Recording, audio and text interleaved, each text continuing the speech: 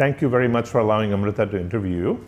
And I'd like to start by asking you, where were you born and where did you grow up, please? I was born in Trivandrum in Kerala, but that was only because my mother's family had some roots here. I'm originally from Tamil Nadu, from Chennai. So I grew up, most of schooling was Chennai, and after that my engineering and management were outside. But yeah, originally Chennai. So back in very small years, let's say in the first to fifth standards, what do you remember that you like to do? I think like about 900 million Indians, I started off with cricket. I had this deep passion to represent India, and all my recollection of my school years were more than anything else cricket and friends. So it was really that. Well, sometime after that, you probably decided on a track to take. Can you tell me a little bit about how you decided or how you were helped to decide that? I think up until school, it was almost like routine. All of us friends had the same aspiration to become, if you remember back in the 70s, it was engineering which was the big thing, and I was no exception. Coming from a family of parents educated and sort of goading children to do the right things, I think engineering became a natural choice. Once I went into engineering, I think I discovered my calling was really not hardcore engineering, but it was more management. So I started changing tracks. But for the early part, it was engineering, and maybe because schooling, upbringing, mathematics and its related parts were relatively easy. So I think it was a natural course. Did your parents, have a ethic of saying study this many hours a day, or you have to do number one, or what did they tell you in the younger years? My recollection is it wasn't that regimental. I don't think my parents were very fussed if I stood first or second or third. I didn't stand first or second or third. They just, I think, encouraged us to be conscientious about academics and just devote a fair amount of time. But I don't recall being sort of chaperoned all the time and pushed into a room to study. Reasonably flexible around it.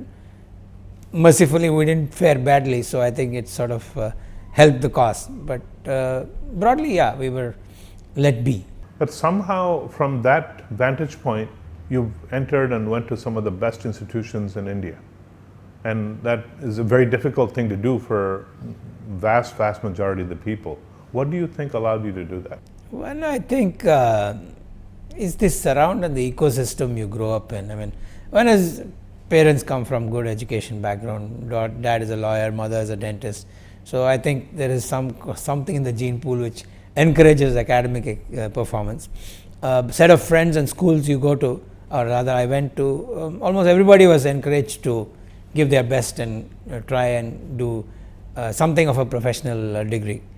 And I recall through school, the core group that we were, all of us went on to do engineering. In fact, many of us were classmates through engineering. So we were classmates from class 1 through to engineering, 7, 8 of us.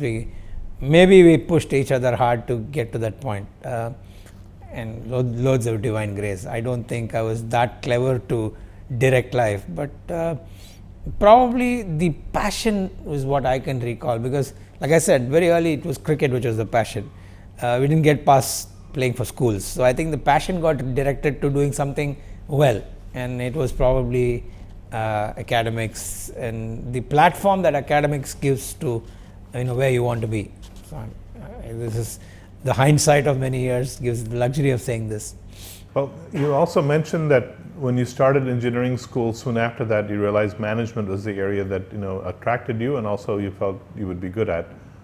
What is it in management that you thought is something that was attractive? Over the years you shape your thoughts and experience teaches you more. But if I reflect back around that time, it was the 1982 Asian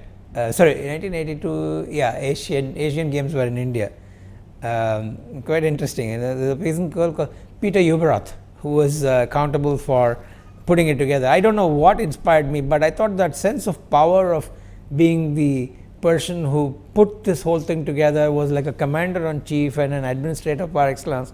Maybe that had a very subconscious impact. I haven't sort of ever reflected, but I think those were years when I was beginning to shape my thinking around administration, organization, ability to get things done started taking a priority over just being technically good. So I don't know if that started the sowing the seeds, but around that time is when these thoughts started emerging. Well, a lot of management is also working through and with people. How do you know you have that ability or that passion? Over the years, that's the one thing that keeps me going. I mean, I have, may sound a little cliched, but my greater calling is really making an impact with the lives of people. When I hang up my boots, if I've had a chance to successfully or positively impact many people whom I worked with, I think I would sort of feel better about myself.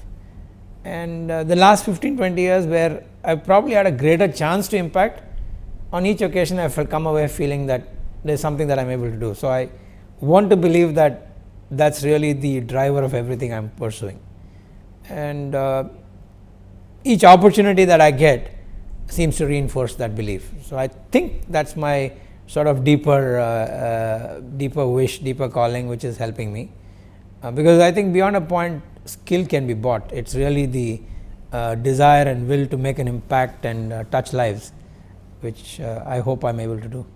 Well, now you're heading one of the largest banks in India, has a very aggressive growth target and it's meeting it. It's doing quite well. But chances are you may not be able to interact with each and every employee. So how do you influence people when they may not see you day to day or interact with you regularly? That is both the challenge and the opportunity, particularly Federal, where I've come in about a year and a half back. And we've been used to one kind of work culture, right? And usually they have been more around a command culture. We are very actively trying to make it more appreciate consensus, understand and carry everybody for the same purpose, which, like you pointed out, means reaching out to many. Today's both environment, technology allow for enough ways to reach out, right? And I probably am the bridge between a generation of people who were less familiar with technology-led management and the very new generation which is only through technology. I probably am that neither here nor there. I am not personally over technology savvy, but equally I can respect and appreciate and use technology. Second is, given the journey that I have chosen of reaching out, a marriage of these two helps. I mean, there are many things that we do within the bank to reach out to every employee, be it in terms of group events where communication has held, family events through which we reach out to people and their families, both written and verbal, using the internet, using our internal blog, using Facebook, daily communication, big calls. We have a concept of a big call where every employee is encouraged to dial into a call once in 45 days where I speak and my top team joins and speaks to the employees. Email, communication, letters, town halls. So there are a range of opportunities. Whether I have reached out to every employee, I would lie if I said yes. But do I make an effort? Yes. We have our training center here. Every employee who joins the bank goes through an intense 2-week training. In the period I've been in the bank, we've hired plus 1,400 people. I've met everybody for 45 minutes on a training session. So I make it a point to reach out. I'm hoping all this helps, but you can never communicate enough. You can never communicate enough. This is almost an eternal challenge. The other part about communication is to impart the values that you would like the bank to uphold as it grows quite a bit in geographic terms also. How do you do that? How do you, beyond the training, what else is there to do to make sure everybody sticks to the same netting that you have set? So how does one take the corporate culture that you would like to create and have it expand everywhere in the proper way? One thing for Federal Bank is that the 60 plus years that we've been around, if you go back and I give credit to the founder, the bank has been built on very robust values. Simple things like, even to this day, nobody joins by influence. There are some prescribed mechanisms through which we hire people, and almost certainly it's not because somebody knows somebody else.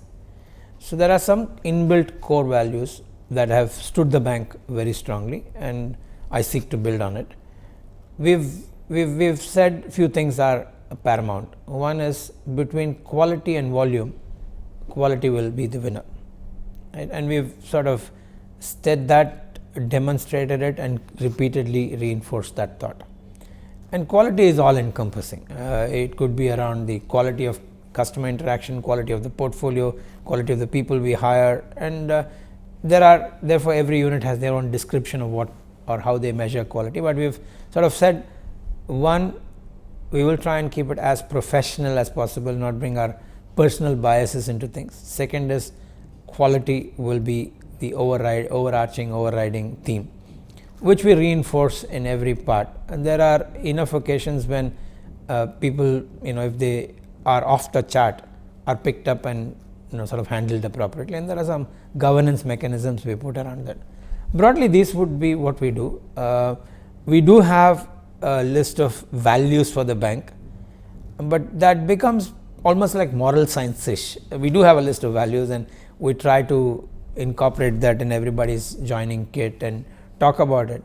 But I think the practice is what usually reinforces belief.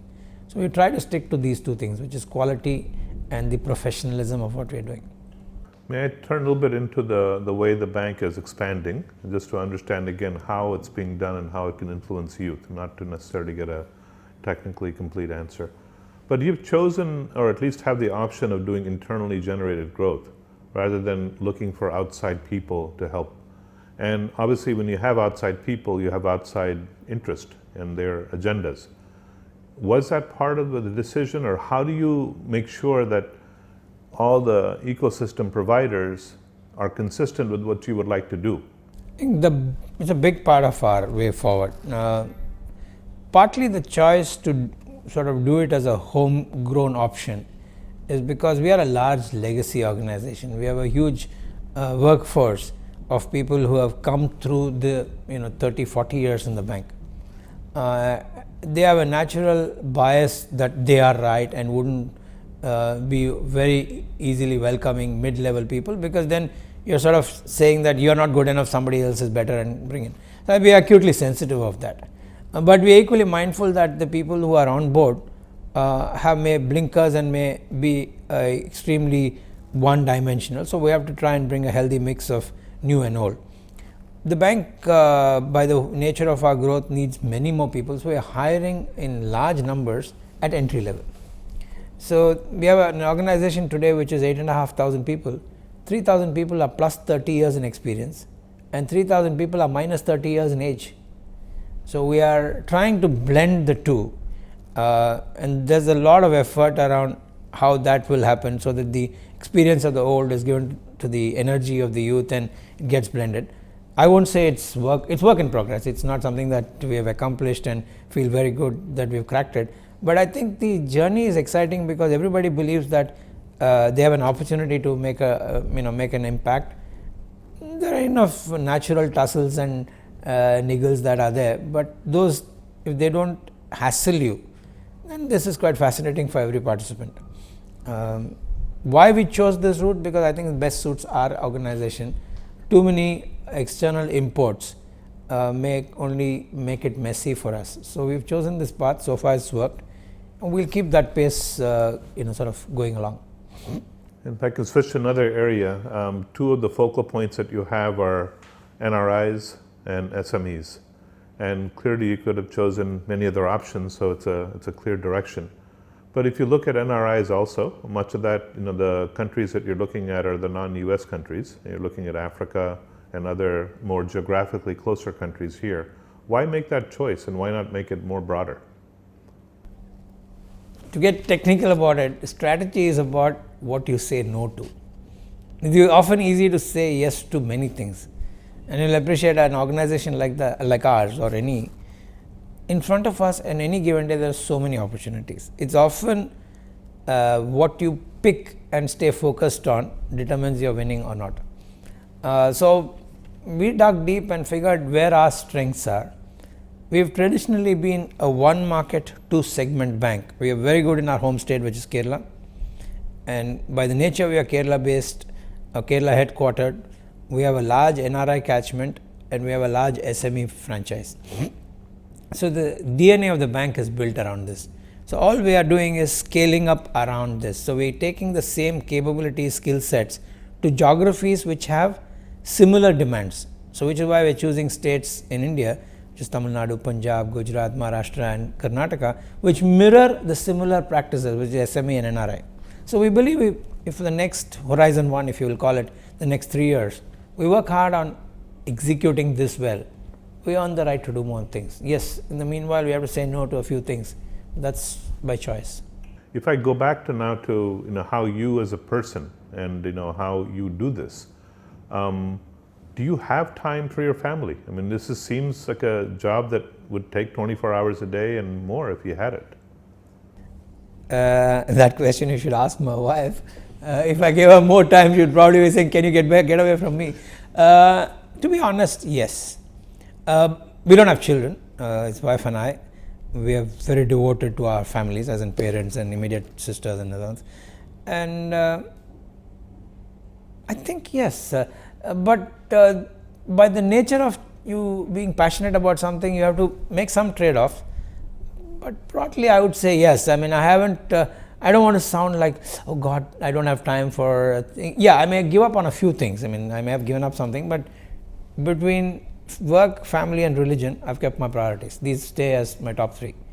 Right? I'd love to add cricket or sport, but it makes its way into my diary. I am not that hassled that I don't have time for these things. Maybe I'm lucky, or maybe I'm blessed, but yes, I am able to find the time. I won't say that it's difficult. Part of the challenge is to delegate authority. And when you're coming from the type of background you are, which as a lifetime of the banking business, if you don't find people that can match that level of competency, how do you delegate?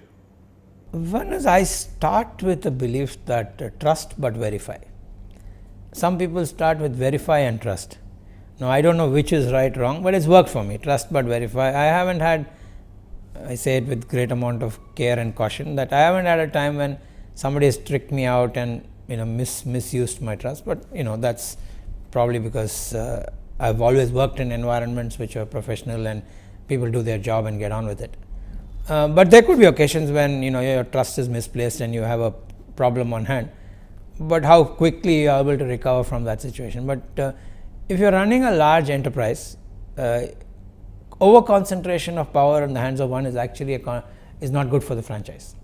You tend to become megalomaniac about everything. So I do believe we need to share load and carry it together as opposed to individually. Organizations, particularly like ours, are less used to much delegation. Even if you delegate, people don't want to carry it, and because of fear of either doing the wrong things or less experience. But in my personal journey, in my current role, I've seen people welcoming delegation as long as the direction is clear. And we work quite hard on many hours, many days in sharing the objectives jointly.